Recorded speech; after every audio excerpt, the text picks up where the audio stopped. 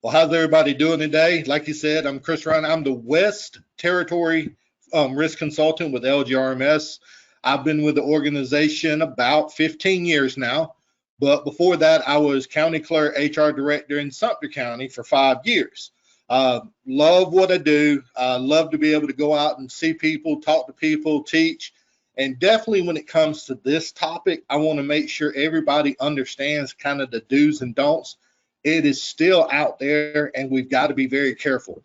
What we're actually seeing now, it's not the physically grabbing someone inappropriate that's really getting us into a lot of trouble. It's what we're saying to each other. So you always have to use this rule. If you wouldn't say it in front of your spouse, your children, or your parents, you don't need to say it around at the workplace either. So you want to make sure that you're doing what you need to do and make sure everyone else is doing what they need to do. So what we're going to be discussing today is harassment and discrimination training for employees. And I believe on Tuesday, we're going to be doing it for the supervisors. That just gives a little extra information to them about what they need to do and how they need to react. So harassment and discrimination is illegal. And I'll go ahead and tell you, it is still out there, maybe not as prevalent as it used to be, but unfortunately, it's still there. The reason I know that, we've had a couple of claims that kind of hit us. We had one claim that a fire chief did not like females working for him. So he was allowing his captain to take undergarments and run them up the flagpole. So $1.2 million later, it's not so funny to us anymore. And this is actually management doing this. So if management's doing it, what about employees themselves? How does that make everyone else feel? And what kind of standards does that set? Another one was actually inappropriate information being passed through their intranet, employee to employee. And actually a council member started the email and it resulted in an $800,000 harassment claim because of what was on the email. That's why I'm saying any form of communication can cause this to happen. And we need to make sure that this is not going on. And I think my cat just ran across my screen. So we want to make sure that everybody understands the do's and don'ts. So simply having a policy is definitely not enough anymore. The days of taking that policy manual, giving it to the new employee and saying, read this when you want to, but sign this piece of paper saying you've read it, you understand it, you have no questions. Y'all, it just isn't working. Now, a lot of my law enforcement, my fire departments, they train all the time on their SOPs, SOGs, but what about my other departments? This is usually a lacking thing because there's just not enough time in the day sometimes. And I'm actually glad that we're actually doing webinars now, that now we can record these things and you can watch them whenever you see or whenever you have an opportunity to do that. So you definitely need to know what sort of conduct you cannot engage in, what sort of conduct you don't put up with, and you definitely need to know how to report something if it ever happens to you.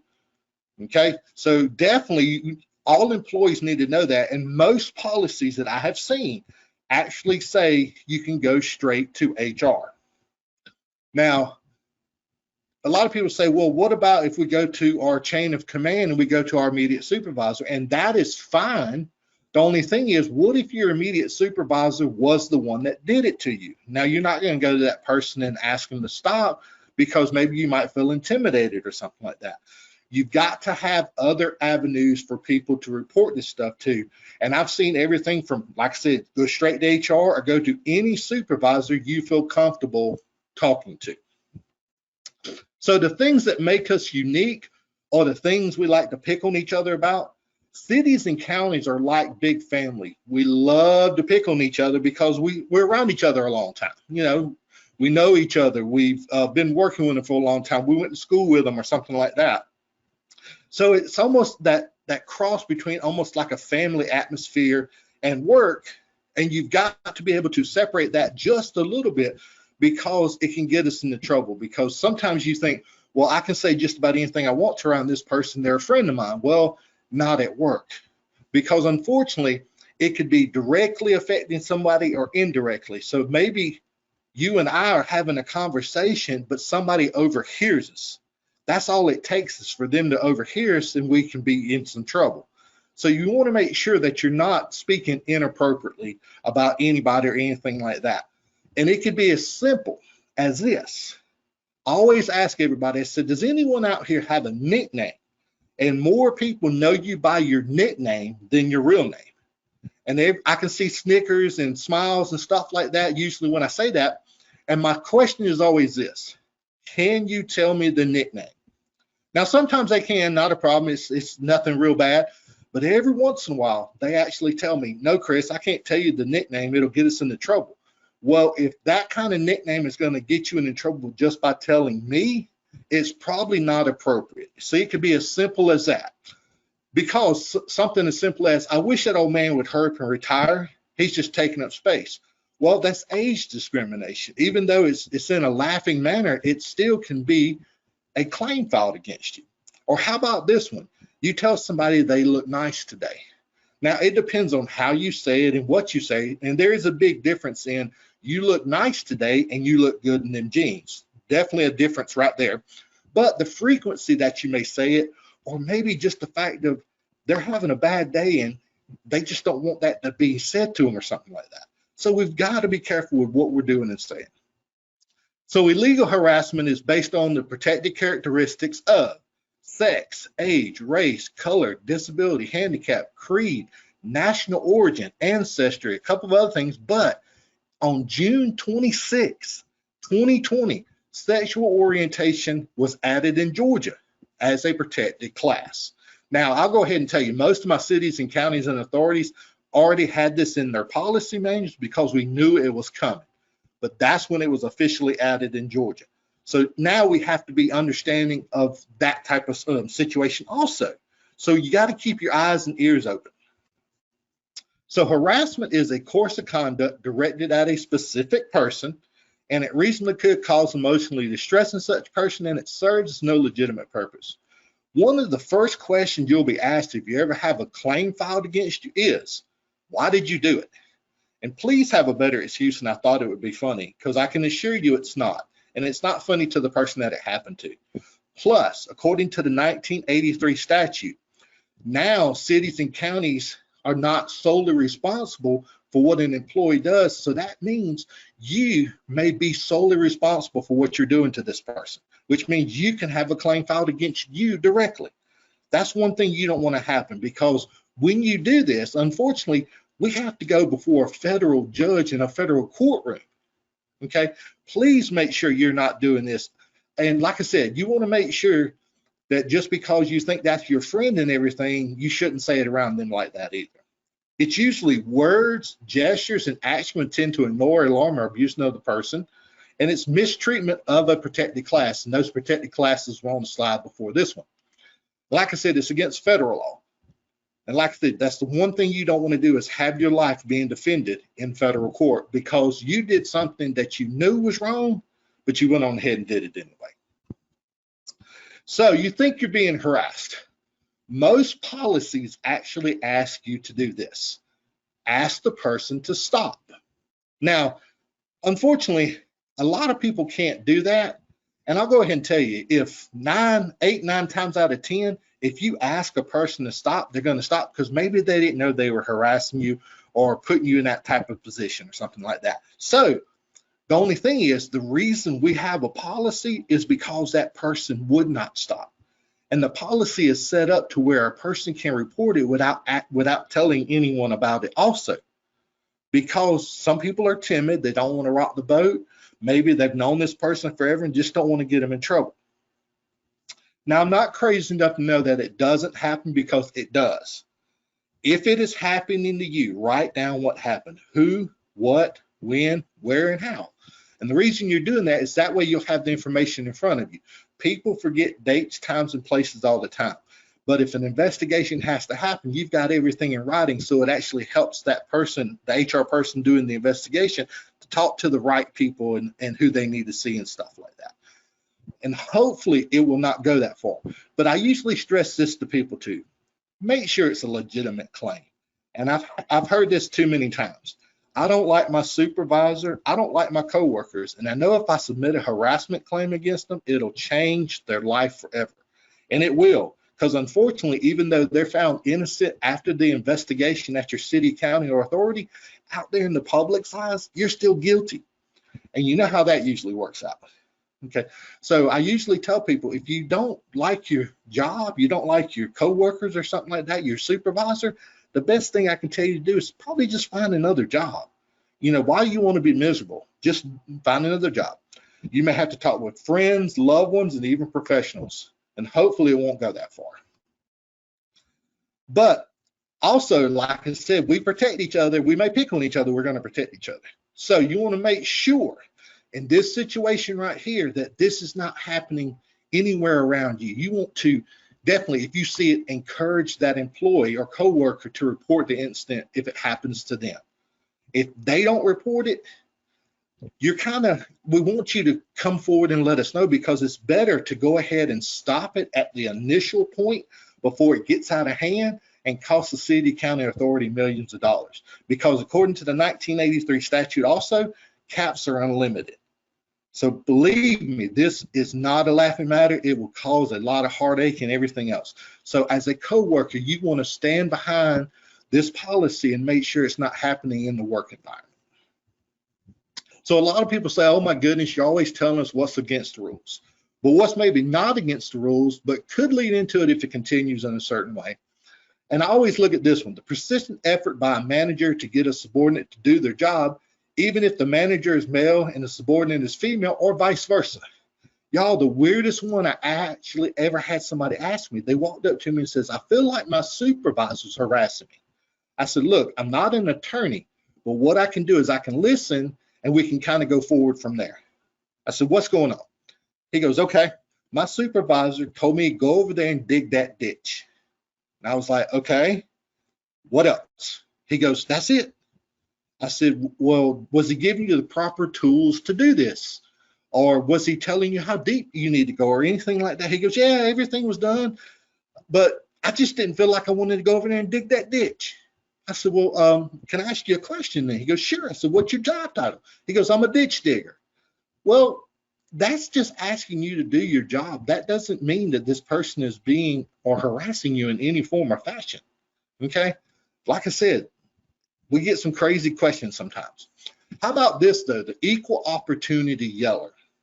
Now, unfortunately, we have supervisors and we have employees that no matter what they do or who they're talking to, they're always yelling. They're going to yell. Okay.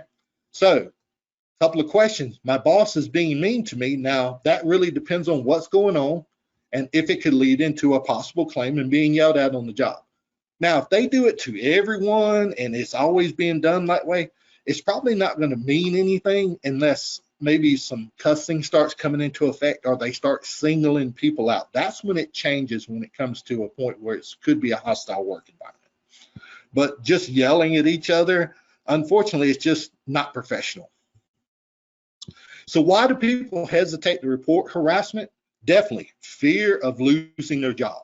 Georgia is what we call an at-will state. You can be fired for no cause, you can quit for no cause. Also, fear of retaliation. We'll talk about that in just a little bit. How about this? The fear of getting someone into trouble. So, you know, like I said, I grew up with a lot of people. I was from Sumter County for 36 years, and I worked with a lot of people I grew up with. So I'm like, oh my gosh, I see that they're doing something wrong, but I don't want to get them in trouble.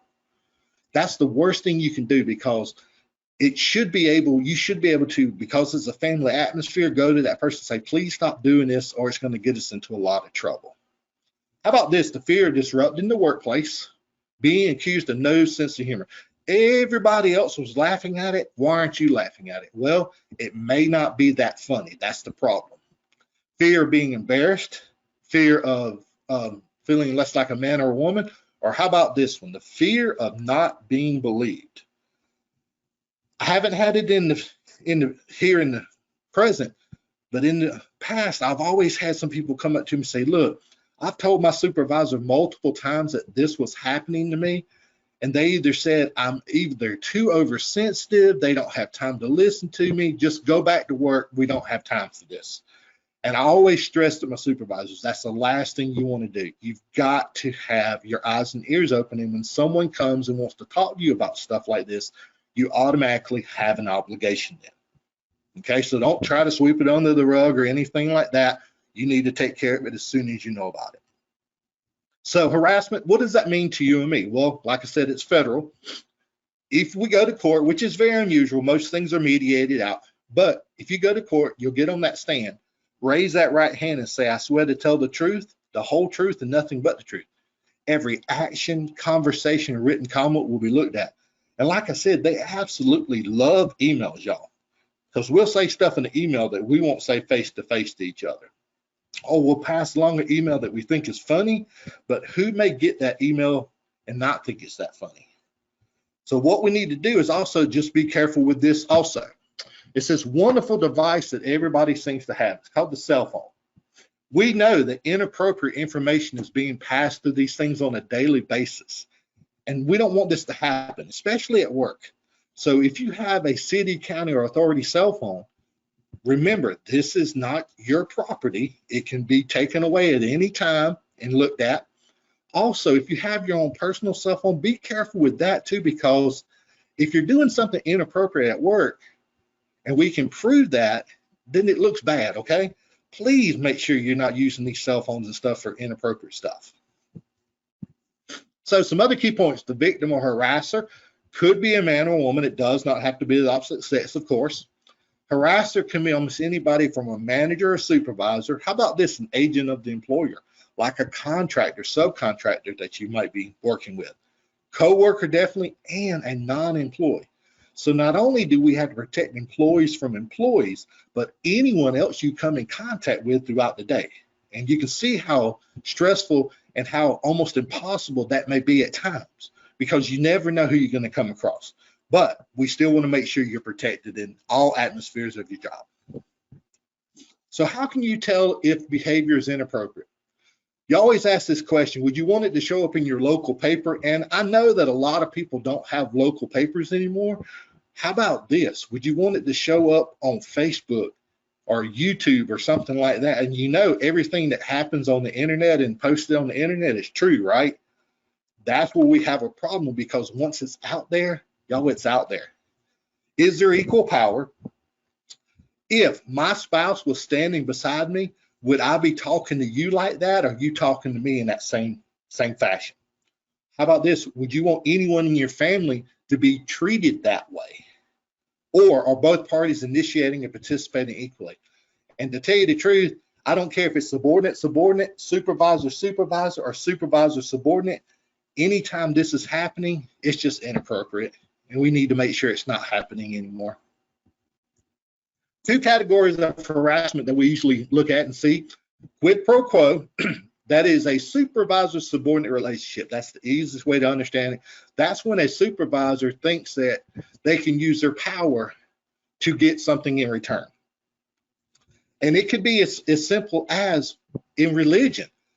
Let's say the supervisor says, I'm a member of this church, and the only way you're going to succeed in my department is to go to the church that I go to. It's still religion that's on a part of it. So it doesn't have to be anything like sexual favors or anything, but it's usually that supervisor putting pressure on the subordinate. And we always have this quote: you don't get your honey where you get your money. Definitely words to live by today, because things are just changing so drastically. I'm not crazy enough to know that it doesn't happen, because like I said, we spend a lot of time together, and relationships do happen at work, but they shouldn't be, especially because cities and counties can implement a policy that says this is not looked on too favorably. And the policy that we're going to be talking about is actually called the fraternization policy, or no dating policy. And it pretty much says a supervisor-subordinate relationship should not happen. If it does, and it's found out, somebody will probably be terminated. And unfortunately, it could be the supervisor that he or she should have known better. My personal opinion is also it should be subordinate, just because of what could happen. I promise you, if they fight at home, it's coming to work, especially if they work on the same shift, or just any situation that may come up, and all of a sudden it just puts a damper on everything, and it causes a lot of problems and stuff like that. So relationships, I know they happen, but let's try to keep them from happening and interfering with the workplace that could possibly cause other problems. Hostile work environment. That is unwelcome conduct or comments. It focuses on the protected characteristics. It's offensive to that reasonable person. Now, we still use the thing called a reasonable person standard. Would a reasonable person consider this action to be offensive to them? But it's also based on the perception of the person that's being harassed. That's why the definition just opens up greatly on this one. So, is it offensive to the victim? Is it severe or pervasive? And usually when it comes to hostile work environment, there is a frequency level there. Now, let's say this happened. There was a gentleman who had a unique way of welcoming you to work. He would walk up behind you, take his hands, put in your pockets, and move to the front of your body. And he thought that was hilarious because he wanted to see the reaction on your face when you turned around. Now, because that is so severe and pervasive, more than the frequency thing, it could cause a problem, and that may only have to happen only one time, when everything else may take a frequency or multiple times doing it. See, there's a difference in everything about what you're doing, how it's done, and stuff like that. So everything's got to be looked at individually. So the Latin meaning for quid pro quo is this for that. The submission to or rejection of sexual attention is made implicitly or explicitly, depends on the vulgarity of the person. Kind of like this one. As simple as, there was a guy who had 4 ladies working for him. On a Friday afternoon, he calls the ladies into his office. He says, ladies, there's this raise I have to give at least one of you. Who really wants it? I'll be at my lake house all weekend. Now, just that simple little statement got him into a lot of trouble because everybody's like, oh my gosh, it's implied of what could be happening to get that raise at the lake house. And all I heard from him was that, that's not what I meant. I said, well, that's maybe not what you meant, but that's how people understood it. And usually when it comes to quid pro quo, because it's a supervisor-subordinate relationship, it only takes one time and one time only. So how can an employer figure out ways to make sure that the liability is there so they will not be charged with a hostile work environment? Definitely, you must show that you have a policy prohibiting the conduct. There's a complaint process in place. The employee knew of the policy and was trained on the policy, not just knew it, trained on the policy, and maybe they just failed to comply. And I always tell everybody, just because it's happening, if we don't see it or someone sees it, we can't do anything about it till we know about it. But once we know about it, obligations are there. Also, let's say the employee complains and the city, county, or authority does not take prompt and effective steps to help stop the harassment and make sure it stays stopped for as long as they can. Okay? If they do that, they could be liable. So they want to make sure that they're taking prompt and effective steps to stop the harassment and make sure it's stopped continuously and from then on. So hostile work environment. Behaviors that could be considered unwelcome to people, because you never can tell. All right, verbal side, comments, jokes, stories, not accepting no and asking a person out on a date. How about some physical sides? Hugs, kisses, patting, touching. Now, hugs. Georgia is a real big hugging state, y'all. We always have been, we always will be. It's how we tell each other hey, that's how we tell each other bye.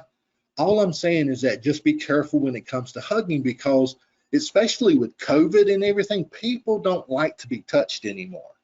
So you want to make sure if this person says, please don't hug me, just don't hug them, okay? The nonverbal side, gestures, body movements, elevator eyes, no direct eye contact. How about this? Suggestive visuals like your posters, your calendars, your pictures, your emails, okay? Even as simple as that. And I always tell everybody, the simplest things get us into the biggest trouble because it shouldn't be happening. So we want to make sure that it's not. And the one place that I usually saw this, and it hadn't really happened here recently, but when I first started, it was in our fleet shops, because when you buy stuff, the fleet shop would get these little bitty calendars, the snap-on calendars and stuff like that, and they would put them in their toolboxes. So I got to where when I walked into a fleet shop, I would just lift up the toolboxes and make sure there was nothing in there.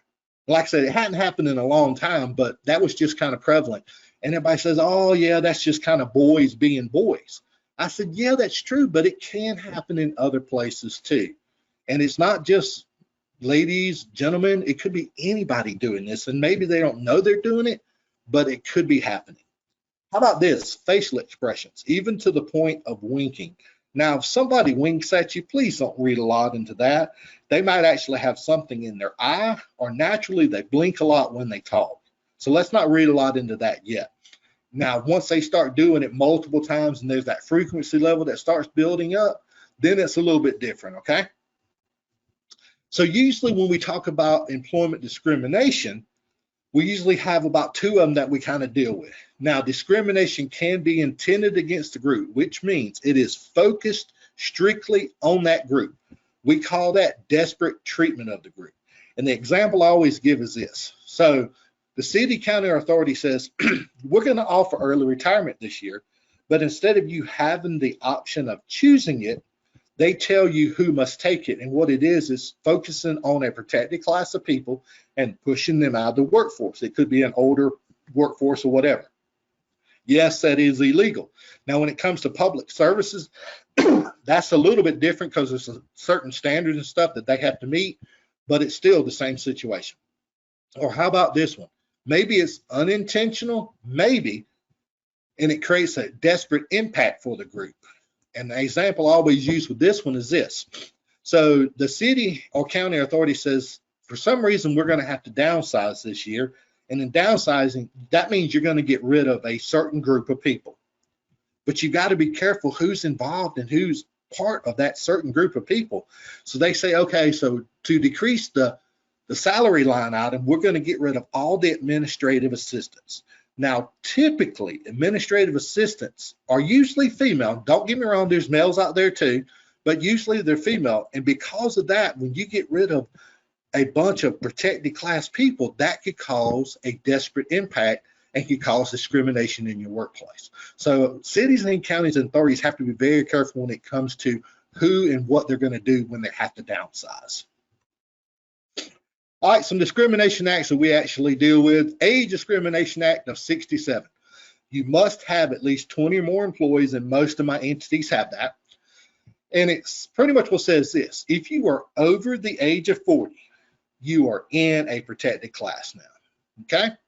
So the Pregnancy Discrimination Act of 78, you have to have 15 or more employees, and it actually runs concurrent with the Family and Medical Leave Act that says why a person is out having a child, fostering a child, adopting a child, then they have an opportunity to take time off to do this. Because what used to happen, unfortunately, before this act became enforced, was usually a lady, they would find out that the lady was pregnant and they would fire her on the spot because they would tell her, you're the primary caregiver. If the kid gets sick, then you're the one that's going to take time off to go care for them and stuff like that. And because we don't know if you're going to be here every day, we don't want to take a chance. And the courts finally stepped in and said, you can't do that. And this is even going to the side of the spouse, because now the spouse can take time off to help care for the child when it comes to fostering, adopting, or having the child. Americans with Disabilities Act 1990, you must have at least 15 or more employees. And it's usually discrimination occurs on a covered employee or entity that treats an applicant less favorably because of his history of disability. Now, the thing you need to remember about this is a reasonable accommodation without creating an undue hardship. So a lot of people say, well, what does that mean? And this is an example I usually give. So we had a guy come back off workers' comp one day, and we were going to bring him in as light duty. And the guy, all he had to do was sit at his desk, answer phones, and direct them to the right department or office or something like that. The first day he comes in, we found out that he's in a wheelchair because he's recuperating still, and he's doing some physical therapy and stuff like that. So not a problem.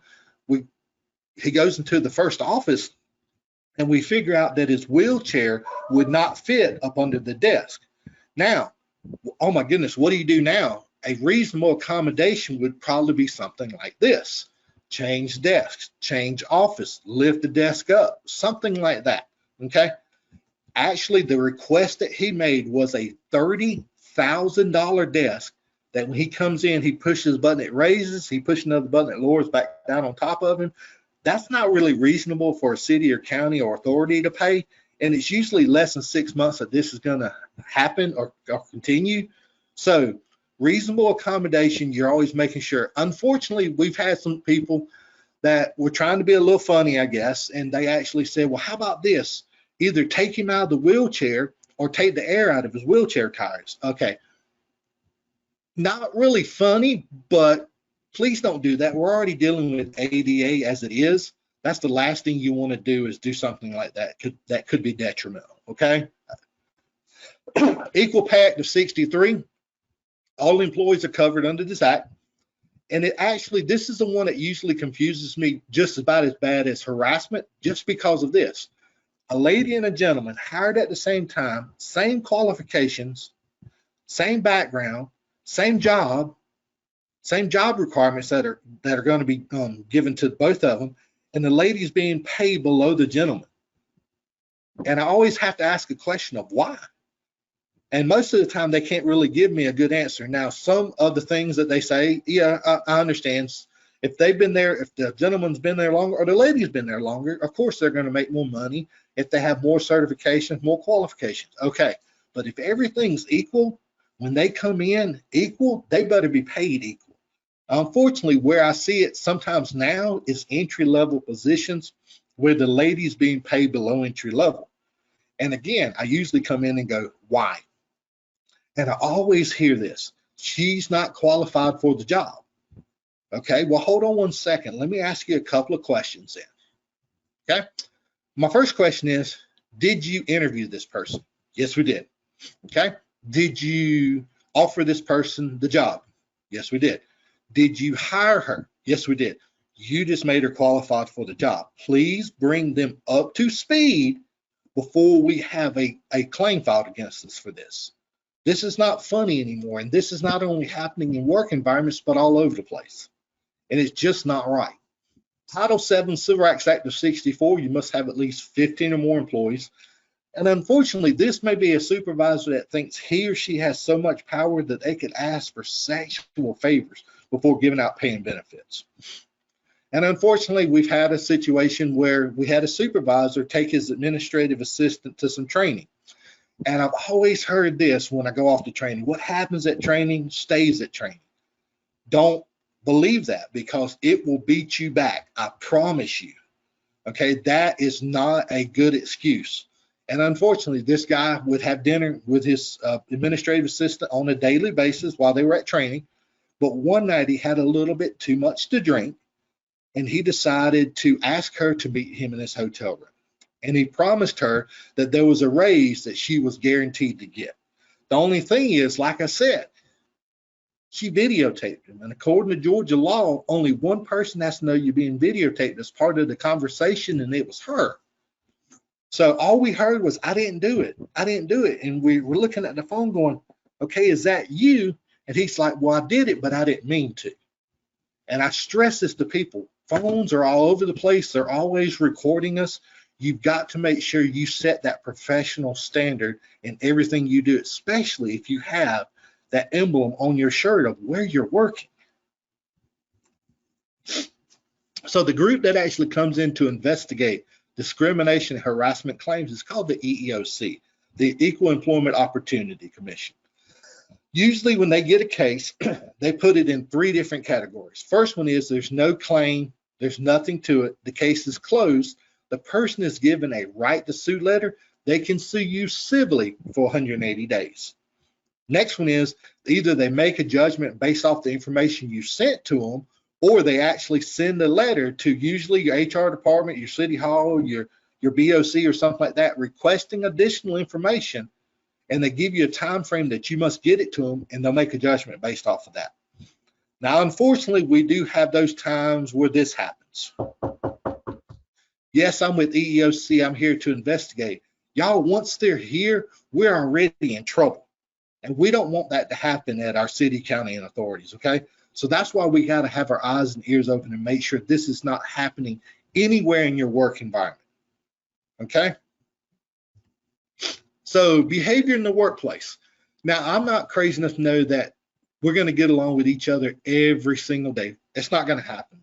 Human nature says it's not going to happen. We're going to have disagreements, could have some little internal strife or something like that. But the one thing you need to do is have and treat others with respect. If we do that, I swear it'll go a long way too. And don't assume everybody shares your sense of humor, because guess what? They might not. And like I said, even though they laugh, they might not be laughing because it's funny. They might be laughing because of the situation. And then all of a sudden they're like, wait a minute, that was very inappropriate. You don't want that to happen. If you offend someone, acknowledge it and apologize. It goes a long way, but you've got to be sincere when you go to apologize. So in other words, don't say something inappropriate. Say, oh, I'm sorry that you're standing there, that you heard this, and I'm sorry. And you go back and do it again, just to have to go over to that person again and say, oh, I'm sorry, because you're not being sincere. If you know you've done something wrong, stop what you're doing and don't do it anymore. Or we do what the great philosopher of all time, Mr. Barney Fight the Mayberry, says we need to do. Nip it in the bud. Now, retaliation is broadly defined as almost anything that can make the alleged victim regret coming forward. And I'll go ahead and tell you, it's natural instinct to want to confront your accuser. You go to that person and say, what did I say? What did I do? What can I do to make this stop? But what could happen if that isn't looked on effectively or properly? You can get into altercations that can not only hurt people, but damage property. And I've heard of retaliation stuff all from slashed tires, busted windows, sugar and gas tanks, okay, and even fights in parking lots. So the best thing I can tell you is that even though it's natural instinct to want to confront this person, please leave them alone. And because you could be fired quicker for the retaliation than the actual offense that you were actually charged with. So please make sure you're not doing this. But how about this one? Now, coworkers who retaliate. Like I said, we love to pick on each other, but we're going to defend each other too. And this is the one time I'm telling you, as a friend, a coworker, don't do this, because you can have a retaliation charge filed against you too just as quickly. Plus, warning, current state of law does not allow an employer to retain an employee who is unwilling or unable to comply with this policy. It simply means this: if we know you've done something wrong, we're not supposed to keep you employed. There is a thing called negative retention we can get in trouble for. But remember this, the alleged harasser does have rights too. Just because a claim has been filed against this person doesn't mean they did it. That's what the investigation process is for. So you don't want to treat this person any differently, but any attorney will probably defend you if you do this. Most cities and counties know to do this too. To let this person, suspend them with pay pending the investigation, and that is the person that the claim has been filed against. The person that filed the claim, unless they ask for it, you're not supposed to mess with them. That doesn't mean they're untouchable. It just means it could look like it's retaliation. So it's easier to let that person go that had the claim filed against them. That way, with pay, so you can bring them back if you need to, if you find out that the claim is not legitimate. So a scenario that we usually work with is this: an investigation resulted in an employee being disciplined for harassment. The disciplined employee was mad and encouraged others to shun those who participated in the investigation. You have been asked to refuse to speak to your coworker who reported the employee's behavior to the supervisor. So what do? And the question I usually ask everybody is this: there is a fellow employee has come to you and says, anybody that had anything to do with the investigation against me, don't talk to them anymore. And of course, you really can't do that, because retaliation is and always will be prohibited. Refuse to participate against a coworker, morale of the staff is already harmed, and report it to management.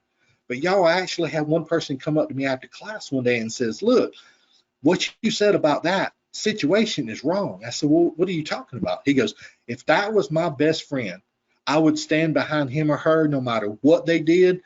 I'd make sure that I was there for him. I said, you know what? You're a great friend, but you also may be standing in the unemployment line behind them too, because you've got to do what's right.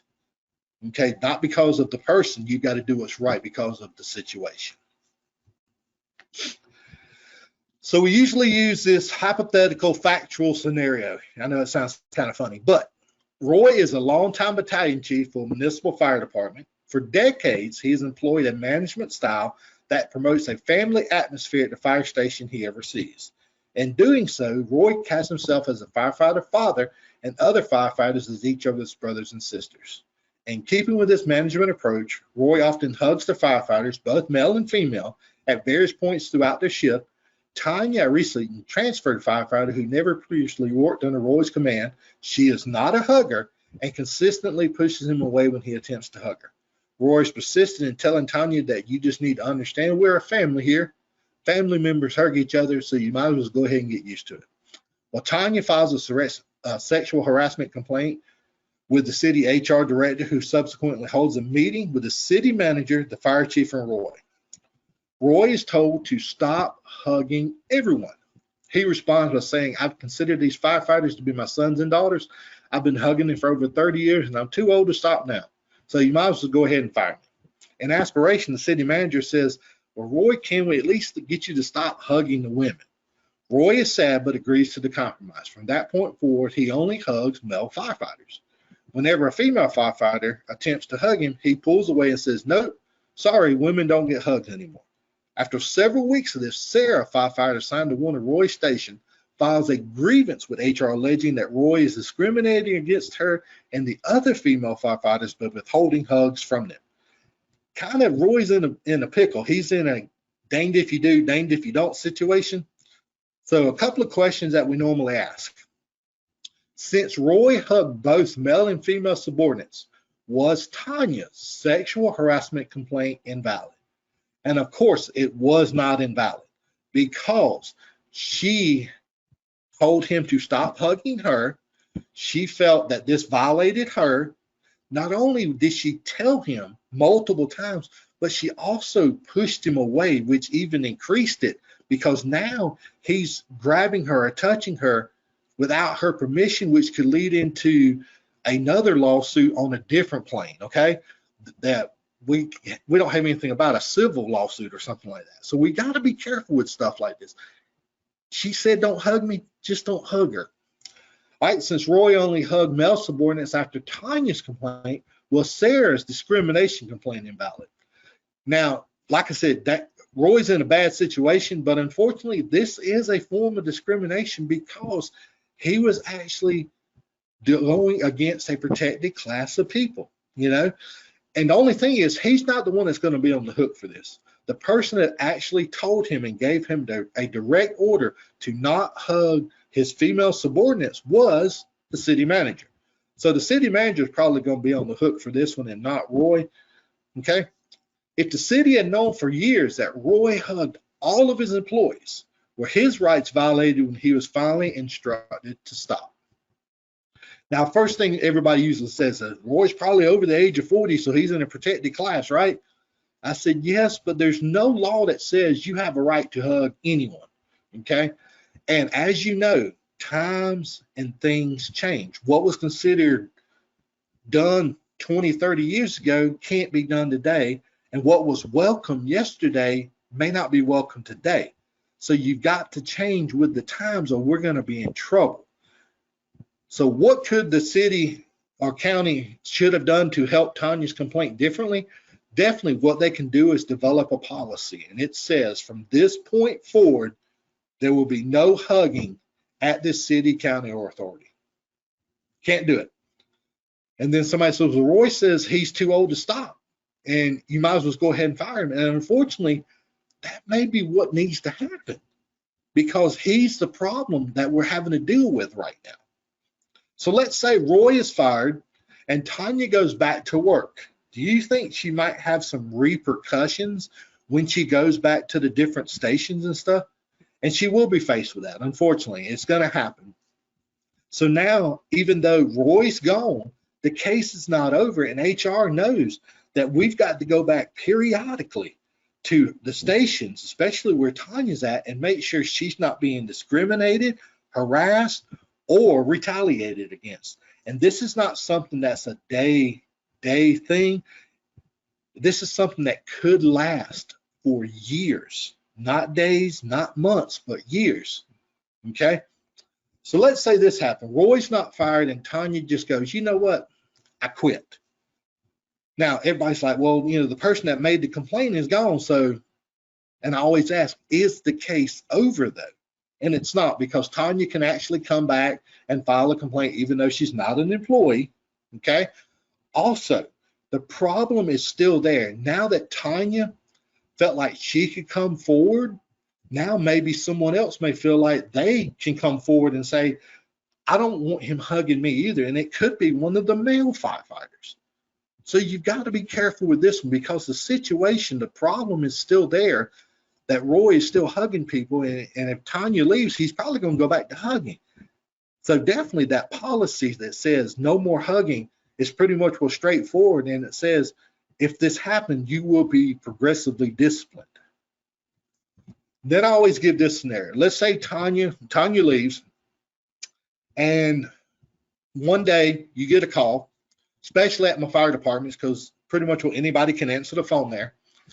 And I'm on the other line and say, yes, how you doing? My name is Chief Ryan. I'm over here at such and such city, county, or authority.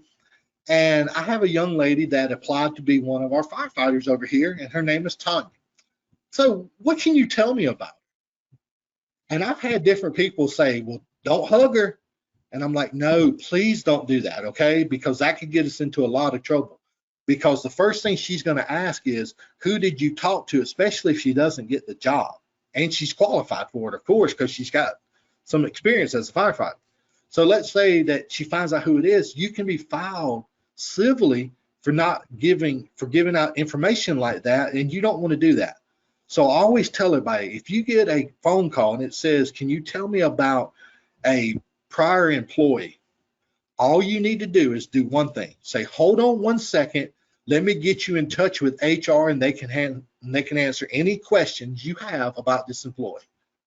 And usually, even though when the HR department gets it, there's only about 3 questions we're going to answer. Yes, this person was employed here. Maybe the start and stop on the hire dates, and possibly a job title. That's probably it. And a lot of cities and counties say, well, what about the question of, would you rehire this person? And unfortunately, attorneys are fighting with this one too, because they want to figure out if it's legitimate or not. And some say no, and some say yes. So let's say you were talking to me and you say, would you rehire Tanya? And I'm like, let's see here. Even though I didn't say anything, I'm telling you no. So that may even be just as bad. So like I said, usually this type of question is not answered, or even worse. You call me and I'm like, yeah, Tanya's the best employee we've ever had. I'm sorry to see her go, but I'm glad she ended up there. Click. Oh, I'm so glad she's gone. She's out of our hair now. And that's what we need to understand. We don't need to keep doing this, because we've seen it. People jump from city to city, or county to county, or authority to authority, and they've done something that just sometimes is not beneficial, and yet we give them a positive recommendation, and it causes problems somewhere else. And it's not saying that this is a Tanya situation. It's just employees in general. We need to make sure that this is not happening. We're not giving false information to either get the person out of our hair or to not get them hired. Like I said, the easiest thing to do is do not say anything. Contact HR, and then HR may say, they could, I don't know, that if you like any further information, you can have an open records request. Some do, some don't, but it depends on the situation. But you've always got to remember, you're making sure that everybody's protected in your work environment, whether they're here or not. And you've got to keep your eyes and ears open. All right, any questions?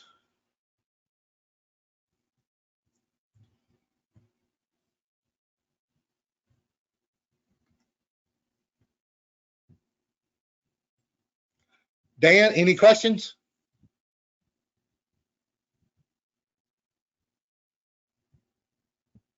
Sorry, Chris, my No mouse was not working. So let's see if we got any questions here. Anybody have any questions?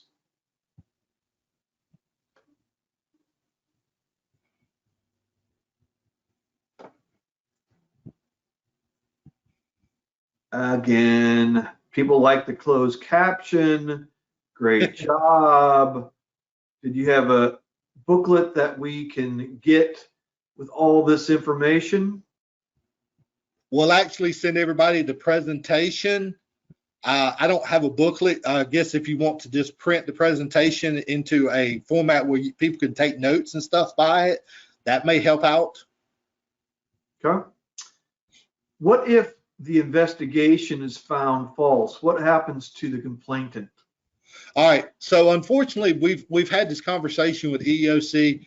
EEOC says that we don't want to penalize somebody for submitting a claim because it may give a chilling effect, and somebody that has a legitimate claim may not want to come forward because it would be turned around on them. So unfortunately, we have had non-legitimate claims, and the best thing you can do is make sure that person comes back, and since you got them released with pay, it's easier to bring them back. And this person may actually be disciplined not through the harassment section of your policy, but maybe if it's especially in law enforcement and stuff, lying under oath or something like that according to their code of conduct. But like I said, unfortunately, they don't want to give that chilling effect that people won't feel comfortable coming forward. And unfortunately, we've had a couple of people that submit multiple claims, and we just have to work through the process. A lot of positive feedback, Chris. People saying good presentation, very informative. But could that cause a hostile work environment? I think that's related to the last question. Unfortunately, just about anything can cause a hostile work environment if it comes down to it. And yes, that could even cause a hostile work environment because that person, people may not want to even be around that person anymore. But like I said, you can't treat them any differently or anything like that. You just have to kind of roll with it. And I know that sounds bad, but sooner or later, that person's going to make some problems or do some things that's inappropriate.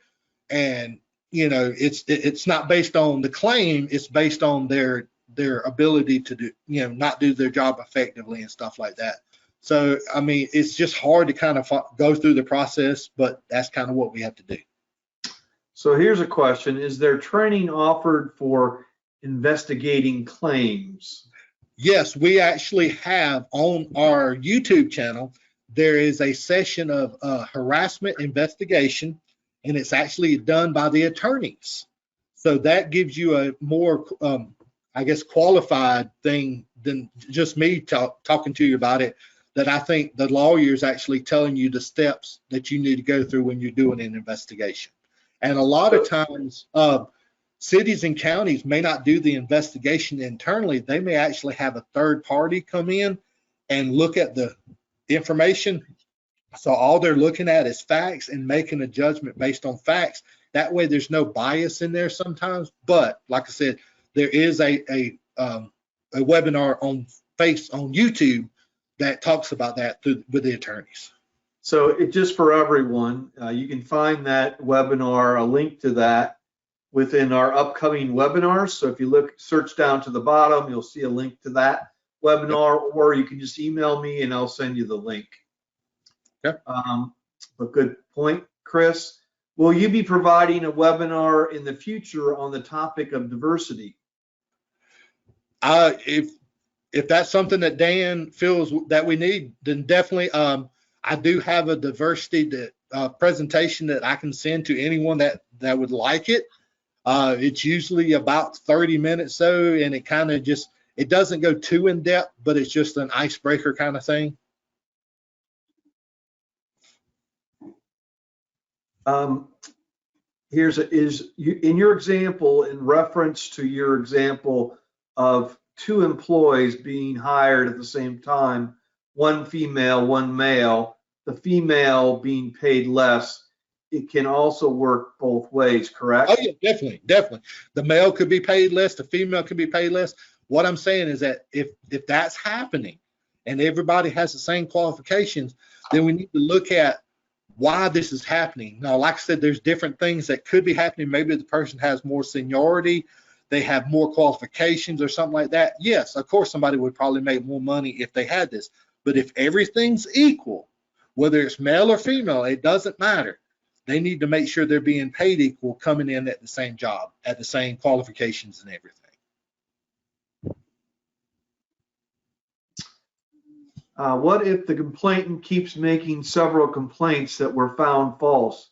At what point can an employer begin to take action?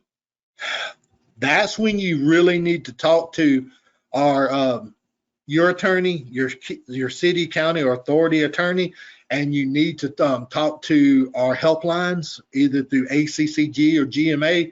I would rather them answer any questions like that on the legal side, just to have a little more backing and a little more understanding of what the process would or could have to be. Yeah, it's really a case-by-case situation. It really depends a lot on the facts of that situation. Yep. Any other questions? Again, I'm going to concur with the vast majority of the audience. Great job, Chris.